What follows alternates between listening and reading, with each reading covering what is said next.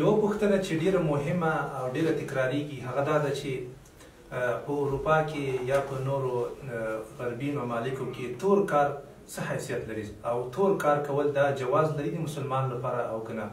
هغه امورونه چې د دې تور کار په نتیجه کې پیسې لاسته راوړي آیا هغه پیسې حلال دي او که حرام دي؟ تور کار دې ته ویل کېږي چې یو مسلمان د کافر سره عهد وکړي، د حکومت سره عهد وکړي چې زه به بې قانوني کار نه کوم او زه بیکاره یم، ته ماته یو څه تنخواه وټاکه. حکومت هغه ته اقامه ورکوي، یو څه تنخواه ورته ټاکي چې ستا د هغه د ژوند په هغه باندې کفایت وشي. د دې په مقابل کې حکومت ورته وایي چې ته به کار نه کوې، که چېرته کار کوې موږ په جریان کې واچوه، موږ به له هغه نه د هغه په مقابل کې له تا نه ټکس اخلو. نو دغه رقم پټ کار کول له حکومت نه دې ته تور کار وایي د هغوی په اصطلاح. نو آیا دا کار کول دا جواز لري او که نه؟ دوستانو، د الله جل جلاله حکم ده، همدارنګه د نبي علیه الصلاة والسلام حکم ده چې مسلمان باید په هیڅ وخت کې له کافر سره هم دوکه ونه کړي. مسلمان باید له هر چا سره په خپل عهد او په خپل پیمان باندې کلک ودرېږي. الله جل جلاله په قرآن شریف کې دا امر کړی دی: یا ایها الذین آمنوا اوفوا بالعقود. ای مؤمنانو، وایي تاسو د خپلو عقدونو قراردادونو تاسو وفاداري کوئ. په بل ځای کې الله جل جلاله فرمایي: واوفوا بالعهد ان العهد کان مسئولا. تاسو د خپل عهد باندې کلک ودرېږئ، ځکه د دې په اړه باندې ولې تاسو نه پوښتنه کېږي. نو عهد کول د یو چا سره بیا د هغه خلاف ورزي کول دا په حقیقت کې منافقت ده او دا دین نه خوښوي. زمونږ او ستاسو دین دا د عقل دین ده، دا د منطق دین ده. موږ ته دا وایي چې مسلمان خو پرېږده د کافر سره به هم دوکه نه کوي، کافر خو پرېږده د حیوان سره به هم دوکه نه کوي، له هر چا سره به صادقه، امانتداره او په صحیح لاره باندې ځي. نبي علیه الصلاة والسلام فرمایي وایي کله به چې هغه مسلمانان د جنګ لپاره لیږل، کوم ځای ته به لیږل، نو دا به امر ورته کوي: لا تغدرو، تاسو به دوکه نه کوئ.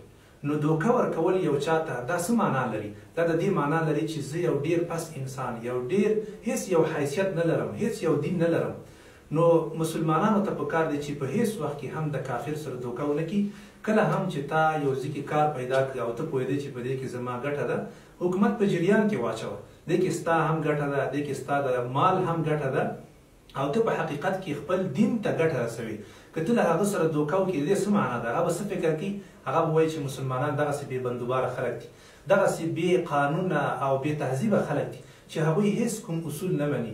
هغوی به دا فکر کوي چې دغه اسلامي تربیت ده چې دوی اخیستی ده.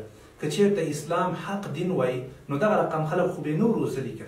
نو همیشه لپاره دوستانو کوشش کوئ چې په هیڅ وخت کې هم د چا سره دوکه ونه کوئ.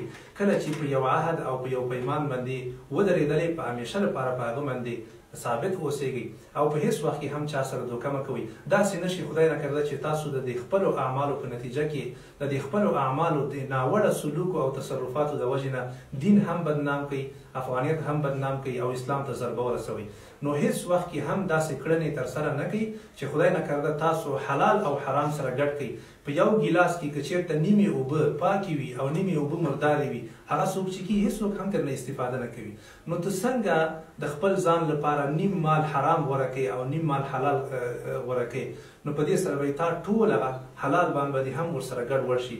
نو د الله نه یره پکار ده او په هېڅ وخت کې هم باید داسې حرکت مسلمان ونه کړي چې هم ځان ته تاوان ورسوي، هم د ځان سپکاوی وکړي او هم اسلام ته تاوان ورسوي. الله دې وکړي چې پوه شوي وي. السلام علیکم ورحمت الله وبرکاته. دوستانو، که غواړئ چې زمونږ نورې ویډیوګانې هم وګورئ نو لطفا زمونږ دا صفحه لایک کړئ او نورو دوستانو سره هم شریک کړئ.